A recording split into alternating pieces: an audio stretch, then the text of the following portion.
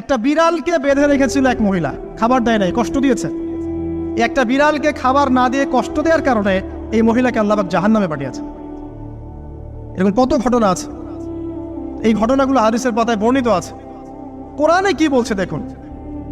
কোরআনের আমি কয়েকটা পয়েন্ট আপনাদেরকে খালি বলছি, এটা নিয়ে আমি সকালে ভাবছিলাম।